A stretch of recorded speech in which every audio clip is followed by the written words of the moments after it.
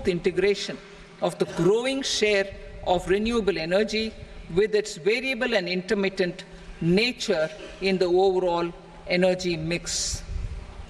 Research and development of small and modular nuclear reactors. Nuclear energy is expected to form a very significant part of the energy mix for Viksit Bharat. Towards that pursuit, our government will partner with the private sector for 1. Setting up Bharat Small Reactors, 2. Research and development of Bharat Small Modular Reactor, and 3. Research and development of newer technologies for nuclear energy. The R&D funding announced in the interim budget will be made available for this sector also. Advanced ultra supercritical thermal power plants. The development of indigenous technology for advanced ultra supercritical thermal power plants with much higher efficiency has been completed. A joint venture between NTPC and BHEL will set up a full-scale 800 megawatt commercial plant using AUSC technology. The government will provide the required fiscal support. Moving forward, development of indigenous capacity for the production of high-grade steel and other advanced metallurgy materials for these plants will result in strong spin-off benefits for the economy. Roadmap for hard-to-abate industries. A roadmap for moving the hard-to-abate industries from energy efficiency targets to emission targets will be formulated. Appropriate regulations for transition of these industries from the current perform, achieve, and trade mode to Indian carbon market mode will be put in place. Support to traditional micro and small industries. An investment-grade energy audit of traditional micro and small industries in 60 clusters, including brass and ceramic, will be facilitated. Financial support will be provided for shifting them to cleaner forms of energy and implementation of energy efficiency measures. The scheme will be replicated in another 100 clusters in the next phase. Priority 7, infrastructure investment by central government. Significant investment the central government has made over the years in building and improving infrastructure has had a strong multiplier effect on the economy. We will endeavor to maintain strong fiscal support for infrastructure over the next 5 years in conjunction with imperatives of other priorities and fiscal consolidation. This year, I have provided 11,11,111 crore rupees for capital expenditure. This would be 3.4% of our GDP. Infrastructure investment by state governments. We will encourage states to provide support of similar scale for infrastructure, subject to their development priorities. A provision of 1.5 lakh crore rupees for long-term interest-free loans have been made this year also to support the states in their resource allocation. Private investment in infrastructure. Investment in infrastructure by private sector will be promoted through viability gap funding and enabling policies and regulations. A market-based financing framework will be brought out. Pradhan Mantri Gram Sadak Yojana, Phase 4 of the PMGSY will be launched to provide all-weather connectivity to 25,000 rural habitations. which have become eligible in view of their population increase. Irrigation and flood mitigation. Bihar has frequently suffered from floods, many of them originating outside the country. Plans to build flood control structures in Nepal are yet to progress. Our government, through the Accelerated Irrigation Benefit Program and other sources, will provide financial support for projects with estimated cost of 11,500 crore rupees, such as the Kosi-Michi intra-state link and 20 other ongoing and new schemes, including barrages, river pollution abatement, and irrigation projects. In addition, survey and investigation of Kosi-related flood mitigation and irrigation projects will be undertaken.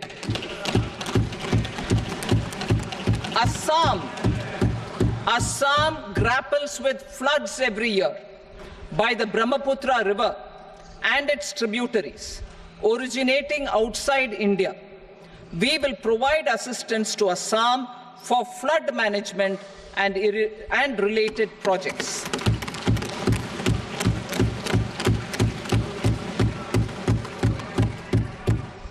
Himachal Pradesh suffered extensive losses due to floods last year. Our government will provide assistance to the state for reconstruction and rehabilitation through multilateral development assistance.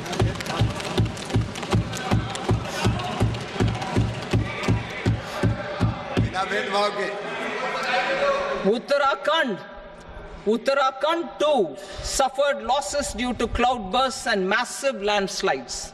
We will provide assistance to the state. Recently, Sikkim witnessed devastating flash floods and landslides that wreaked havoc across the state. Our government will provide assistance to the state. Tourism has always been a part of our civilization. Our efforts in positioning India as a global tourist destination will also create jobs, stimulate investments, and unlock economic opportunities for other sectors. In addition to the measures outlined in the interim budget, I propose the following measures. Vishnupad Temple at Gaya and Mahabodhi Temple at Bodh Gaya in Bihar are of immense spiritual significance. Comprehensive development of Vishnupad Temple Corridor and Mahabodhi Temple Corridor will be supported, modeled on the successful Kashi Vishwanath Temple Corridor to transform them into world-class pilgrim and tourist destinations. Rajgir holds immense religious significance for Hindus, Buddhists, and Jains. The 20th Tirthankara Muniswarata temple in the Jain temple complex is ancient. The Saptarishi, or the 7 hot springs, form a warm water Brahmkund that is sacred. A comprehensive development initiative for Rajgir will be undertaken. Our government will support the development of Nalanda as a tourist center, besides reviving Nalanda University to its glorious stature. Odisha's scenic beauty, temples, monuments, craftsmanship, wildlife sanctuaries, natural landscapes, and pristine beaches make it an ultimate tourism destination. Our government will provide assistance for their development to Odisha as well.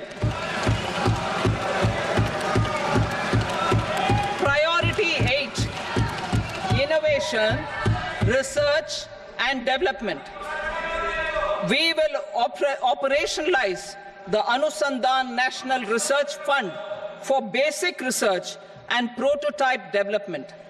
Further, we will set up a mechanism for spurring private sector-driven research and innovation at commercial scale with a financing pool of 1 lakh crore rupees in line with the announcement in the interim budget. Space economy. With our continued emphasis on expanding the space economy by 5 times in the next 10 years, a venture capital fund of 1,000 crore rupees will be set up. Priority 9, next generation reforms. Economic policy framework. We will formulate an economic policy framework to delineate the overarching approach to economic development and set the scope of the next generation of reforms for facilitating employment opportunities and sustaining high growth. Our government will initiate and incentivize reforms for 1. Improving productivity of factors of production, and 2. Facilitating markets and sectors to become more efficient. These reforms will cover all factors of production, namely land, labor, capital, and entrepreneurship, and technology as an enabler of improving total factor productivity and bridging inequality. Effective implementation of several of these reforms requires collaboration between the centre and the states, and building consensus as development of the country lies in development of the states. For promoting competitive federalism and incentivizing states for faster implementation of reforms, I propose to earmark a significant part of the 50-year interest-free loan. Working with the states, we will initiate the following reforms.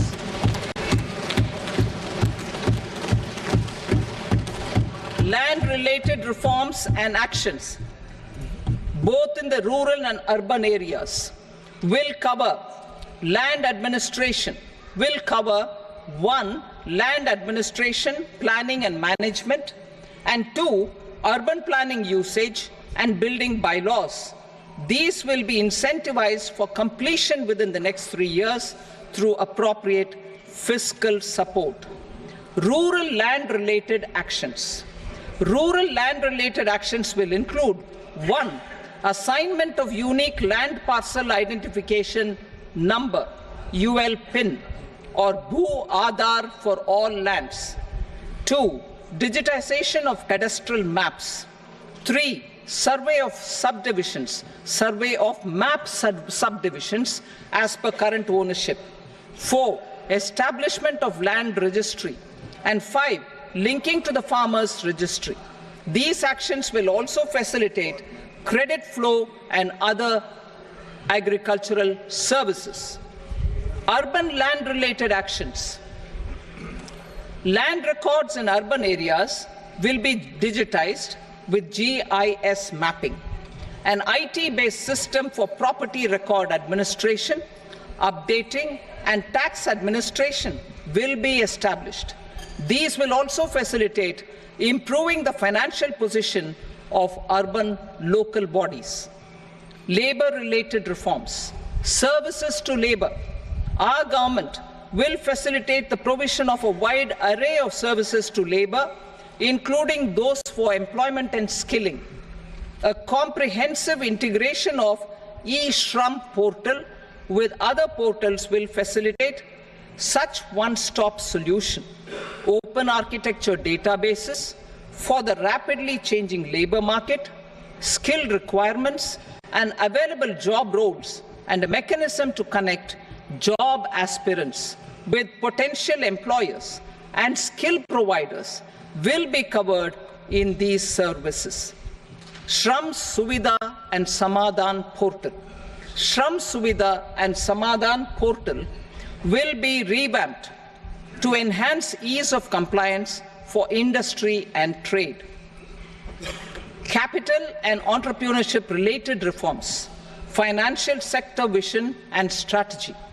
For meeting financing needs of the economy, our government will bring out a financial sector vision and strategy document to prepare the sector in terms of size, capacity, and skills. This will set the agenda for the next 5 years and guide the work of the government, regulators, financial institutions, and market participants. Taxonomy for climate finance. We will develop taxonomy for climate finance for enhancing the availability of capital for climate adaptation and mitigation. This will support achievement of the country's climate commitments and green transition. Variable capital company structure. We will seek the required legislative approval for providing an efficient and flexible mode for financing leasing of aircrafts and ships and pooled funds of private equity through a variable company structure. Foreign direct investments and overseas investment. The rules and regulations for foreign direct investment and overseas investments will be simplified to 1. Facilitate foreign direct investments, 2. Nudge prioritization, and 3. Promote opportunities for using Indian rupee as a currency for overseas investment. NPS Vatsalya. NPS Vatsalya, a plan for contribution by parents and guardians for minors, will be started. On attaining the age of majority, the plan can be converted seamlessly into a normal NPS account. Use of technology. We have successfully used technology for improving productivity and bridging inequality in our economy during the past 10 years. Public investment in digital infrastructure and innovations by the private sector have helped in improving access of all citizens, particularly the common people, to market resources, education, health and services. We will step up adoption of technology towards digitalization of the economy. Ease of doing business. For enhancing ease of doing business, we are already working on the Jan Vishwas Bill 2.0. Further, states will be incentivized for implementation of the business reforms, action plans, and digitalization. Data and statistics. For improving data governance, collection, processing and management of data and statistics, different sectoral databases, including those established under the Digital India Mission, will be utilized with active use of technology tools. New pension scheme. The committee to review the NPS has made considerable progress in its work. I'm happy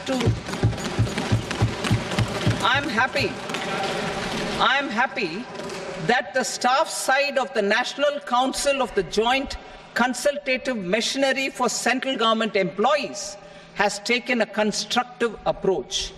A solution will be evolved which addresses the relevant issues while maintaining fiscal prudence to protect the common citizens. Budget estimates for 24-25. For the year 24-25, total receipts other than borrowings and the total expenditure are estimated at 32.07 lakh crore rupees and 48.21 lakh crore rupees respectively. The net tax receipts are estimated at 25.83 lakh crore rupees. The fiscal deficit is estimated at 4.9% of the GDP. The gross and the net market borrowings through dated securities during 24-25 are estimated at 14.01 lakh crore rupees and 11.63 lakh crore rupees respectively. Both will be less than that in 23-24. The fiscal consolidation path announced by me in 2021 has served our economy very well. and we aim to reach the deficit below 4.5% next year. The government is committed to staying the course. From 2026-27 onwards, our endeavour will be to keep the fiscal deficit each year such that the central government's debt will be on a declining path as percentage of GDP. I will now move to Part B.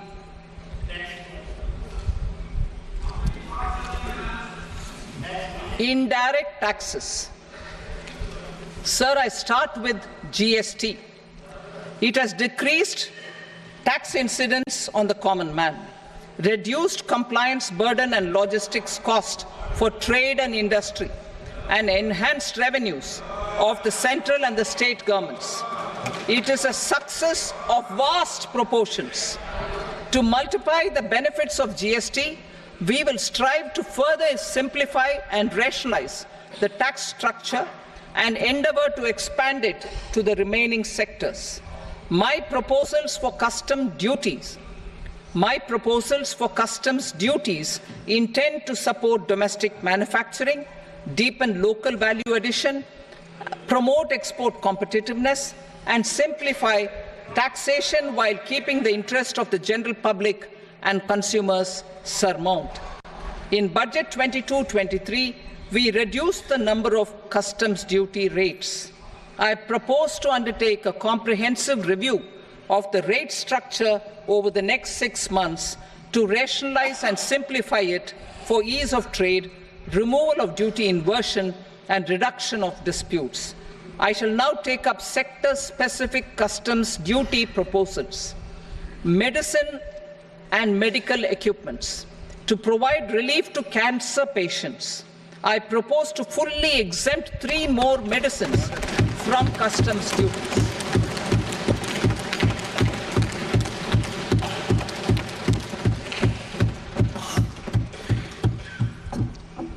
I also propose changes in the BCD on X-ray tubes and flat panel detectors for use in medical X-ray machines under the phased manufacturing program so as to synchronize them with the domestic capacity addition. Mobile phone and related parts.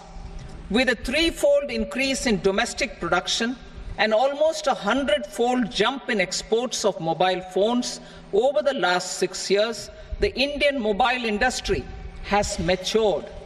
In the interest of consumers, I now propose to reduce the BCD on mobile phone, mobile PCBA, and mobile charger to 15%. Critical minerals. Minerals such as lithium, copper, cobalt, and rare earth elements are critical for sectors like nuclear energy, renewable energy, space, defense, telecommunications, and high-tech electronics. I propose to fully exempt customs duties on 25 critical minerals and reduce BCD on 2 of them.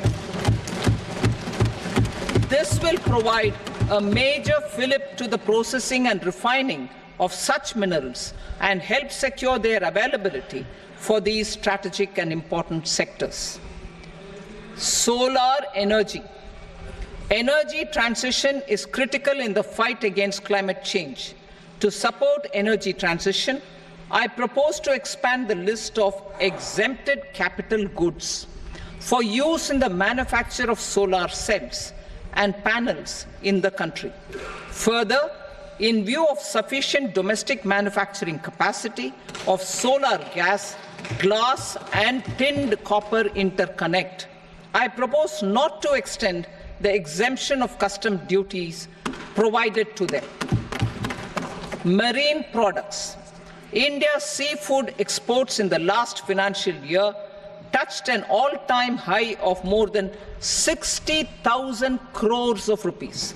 Frozen shrimp accounted for about 2/3 of these exports.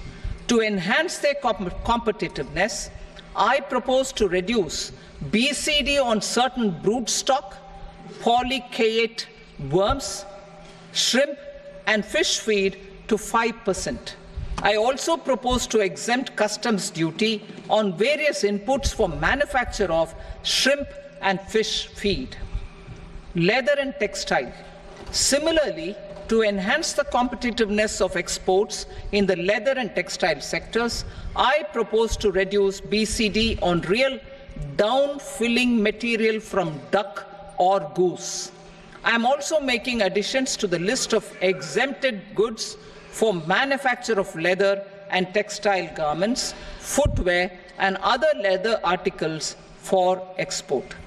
To rectify inversion in duty, I propose to reduce BCD subject to conditions on methylene diphenyl diisocyanate (MDI) for manufacture of spandex yarn from 7.5 to 5%. Furthermore, the export duty structure on raw hides, skin, and leather is proposed to be simplified and rationalized. Precious metals. To enhance domestic value addition in gold and precious metal jewelry in the country, I propose to reduce customs duties on gold and silver to 6% and that of platinum to 6.4%. Other metals. Steel and copper are important raw materials. To reduce their cost of production, I propose to remove the BCD on ferronickel and blister copper. I am also continuing with nil BCD on ferrous scrap and nickel cathode and concessional BCD of 2.5% on copper scrap. Electronics. To increase value addition in the domestic electronics industry, I propose to remove the BCD subject to conditions on oxygen-free copper for manufacture of resistors. I also propose to exempt certain parts for manufacture of connectors. Chemicals and petrochemicals.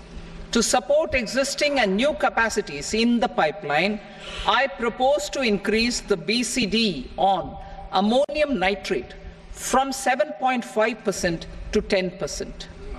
Plastics.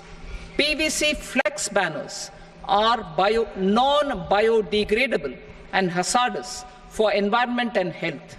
To curb their imports, I propose to raise the BCD on them from 10 to 25%. Telecommunication equipment. To incentivize domestic manufacturing, I propose to increase the BCD from 10 to 15% on PCBA of specified telecom equipment. Trade facilitation. To promote domestic aviation and boat and ship MRO, I propose to extend the period for export of goods imported for repairs from 6 months to 1 year. I'll read that again. To promote domestic aviation and boat and ship maintenance, repair and operations, I propose to extend the period for export of goods imported for repairs from 6 months to 1 year. In the same vein, I propose to extend the time limit for re-import of goods for repairs under warranty from 3 to 5 years. I now move to direct taxes. We will continue our efforts to simplify taxes, improve taxpayer services, provide tax certainty, and reduce litigation while enhancing revenues for funding the development and welfare schemes of the government. It has been our endeavour to simplify taxation.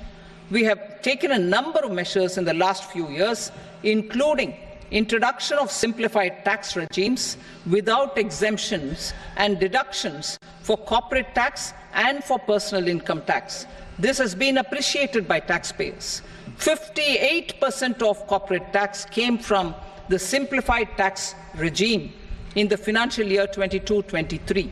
Similarly, as per data available till now, for the last fiscal, more than 2/3 have availed the new personal income tax regime.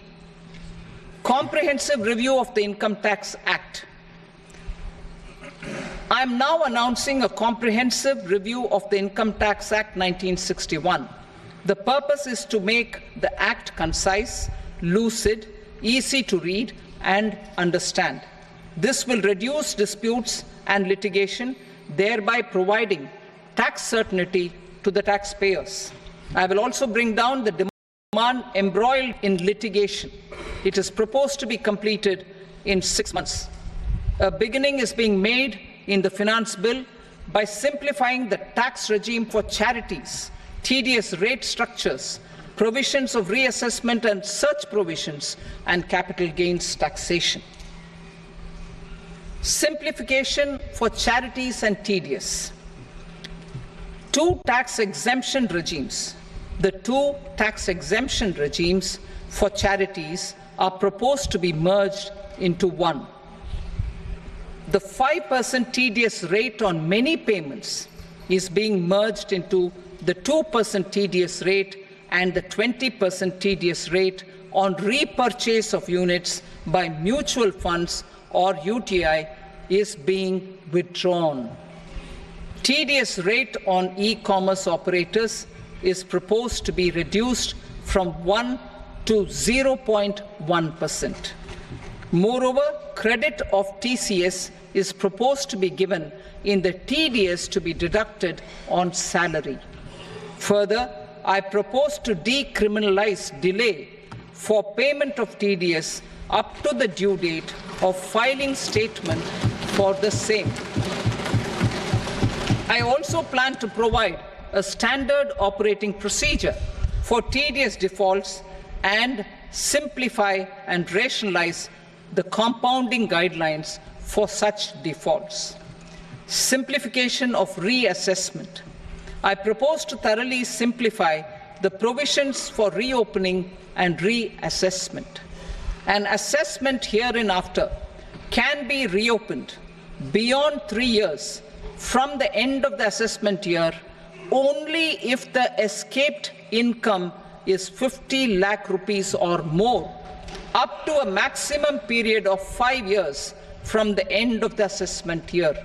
Even in such cases, a time limit of 6 years before the year of the search, as against the existing time limit of 10 years, is being proposed. This will reduce tax uncertainty and disputes. Simplification and rationalization of capital gains. Capital gains taxation is also proposed to be hugely simplified. Short-term gains on certain financial assets shall henceforth attract a tax rate of 20%, while that on all other financial assets and all non-financial assets shall continue to attract the applicable tax rate. Long-term gains on all financial and non-financial assets, on the other hand, will attract a tax rate of 12.5%. For the benefit of the lower and the middle income classes, I propose to increase the limit of exemption of capital gains on certain financial assets to 1.25 lakh rupees per year. Listed financial assets held for more than a year will be classified as long-term, while unlisted financial assets and all non-financial assets will have to be held for at least 2 years to be classified as long-term. Unlisted bonds and debentures, debt mutual funds, and market-linked debentures, irrespective of holding period, however, will attract tax on capital gains at applicable rates. Taxpayer services. All the major taxpayer services under GST and most services under customs and income tax have been digitalized. All remaining services of customs and income tax, including rectification and order giving effect to appellate orders, shall be digitalized and made paperless over the next 2 years. Litigation and appeals. While our concerted efforts to reduce pendency of appeals at various appellate fora are beginning to show good results, it will continue to engage our highest attention. To dispose of the backlog of first appeals, I plan to deploy more officers to hear and decide such appeals, especially those with large tax effect. For resolution of certain income tax disputes pending an appeal, I am also proposing Vivad Se Vishwas Scheme 2024. Further, I propose to increase monetary limits for filing appeals related to direct taxes, excise and service tax in the tax tribunals, high courts and Supreme Court to 60 lakh rupees, 2 crore rupees and 5 crore respectively, with a view to reduce litigation and provide certainty in international taxation. We will expand the scope of safe harbor rules and make them more attractive. We will also streamline the transfer pricing assessment procedure. Employment and investment. I have a few proposals to promote investment and foster employment.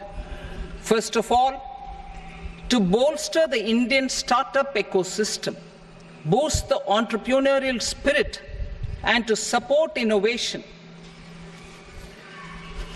I propose to abolish the so-called angel tax for all classes of investors. Second, there is tremendous potential for cruise tourism in India. To give a fillip to this employment-generating industry, I am proposing a simpler tax regime for foreign shipping companies operating domestic cruises in the country. Third, India is a world leader in the diamond cutting and polishing industry, which employs a large number of skilled workers. To further promote the development of this sector, we would provide for safe harbor rates for foreign mining companies selling raw diamonds in the country. Fourth, to attract foreign capital for our development needs, I propose to reduce the corporate tax rate on foreign companies from 40 to 35%. Deepening the tax base. I have a couple of proposals for deepening the tax base. First, security transaction tax on futures and options of securities is proposed to be increased to 0.02% and 0.1% respectively. Second, for reasons of equity, I propose to tax income received on buyback of shares in the hands of recipients. Other proposals: to improve social security benefits, deduction of expenditure by employers towards NPS is proposed to be increased from 10 to 14% of the employee's salary. Similarly, deduction of this expenditure up to 14% of salary from the income of employees in private sector, public sector banks and undertakings opting for the new tax regime is proposed to be provided. Indian professionals working in multinationals get ESOPs and invest in social security schemes and other movable assets abroad. Non-reporting of such small foreign assets has penal consequences under the Black Money Act. Such non-reporting of movable assets up to 20 lakh rupees is proposed to be depenalized. Other major proposals in the finance bill relate to withdrawal of equalization levy of 2%, expansion of tax benefits to certain funds and entities in IFSCs, and immunity from penalty and prosecution to Benamidar on full and true disclosure so as to improve conviction under the Benami Transaction Prohibition Act 1988. Personal income tax. Coming to personal income tax rates, I have two announcements to make for those opting for the new tax regime. First, the standard deduction for salaried employees is proposed to be increased from 50,000 to 75,000 rupees.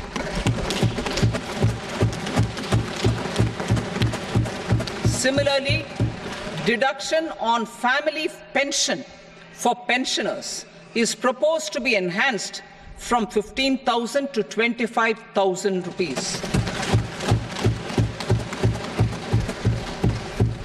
This will provide relief to about 4 crore salaried individuals and pensioners.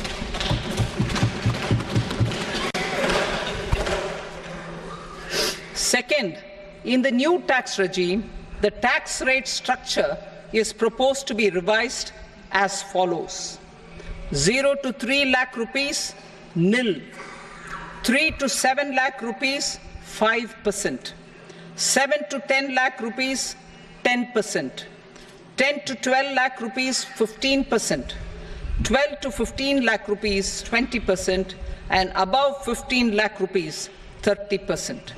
As a result of these changes, a salaried employee in the new tax regime stands to save up to 17,500 rupees in income tax.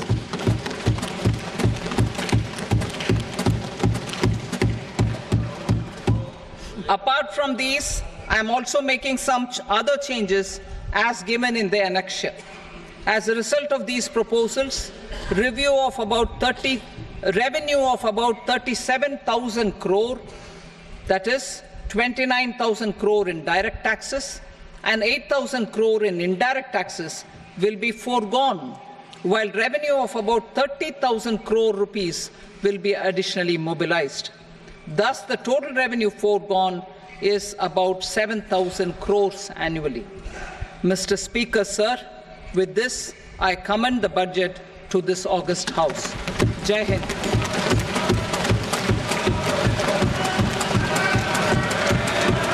Item number 2. Item number 2.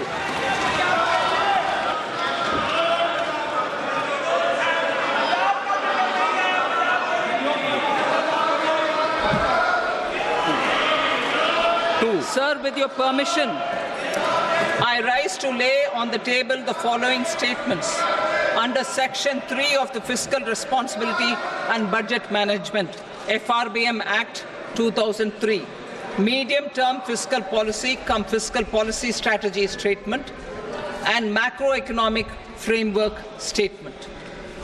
Item number 3. Sir, with your permission, I rise to move for leave to introduce the Finance Number 2 Bill 2024. प्रश्न ये कि विधेयक को पुनर्स्थापित करने की अनुमति प्रदान की जाए। जो सदस्य इसके पक्ष में हाँ कहें, जो सदस्य विरोध में ना कहें। मेरे विचार में निर्णय हाँ वालों के पक्ष में अनुमति प्रदान की जाती है। माननीय मंत्री जी, अब विधेयक पुनर्स्थापित करें। Sir, I introduce the bill. Item number 4. The Union Territory of Jammu and Kashmir budget. Sir, I rise to present a statement, Hindi and English versions, of the estimated receipts and expenditure of the Union Territory of Jammu and Kashmir for the year 24-25. सभा की कार्रवाई कल बुधवार दिनांक 24 जुलाई 2024 को प्राप्त 11 बजे तक के लिए स्थगित की जाती है।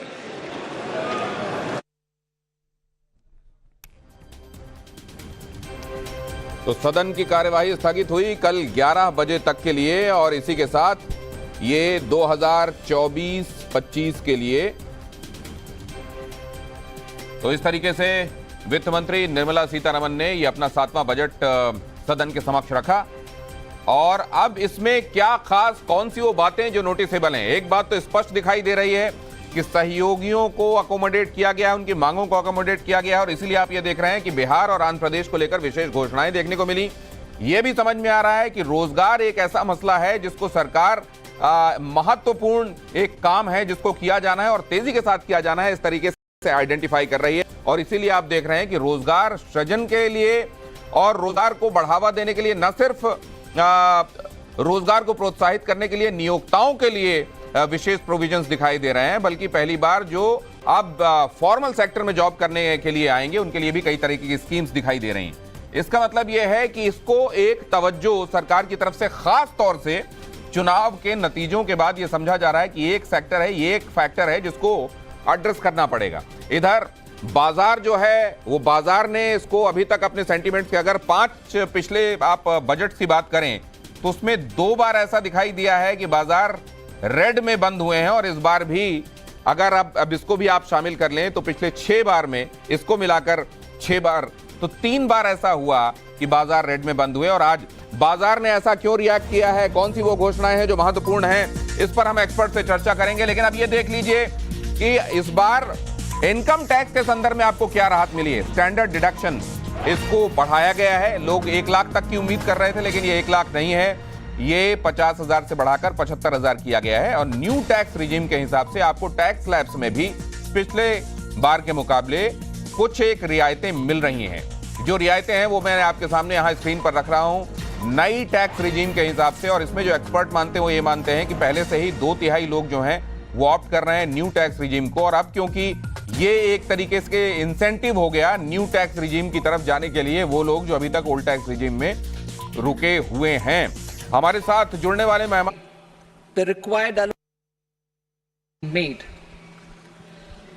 Budget theme, turning attention to the full year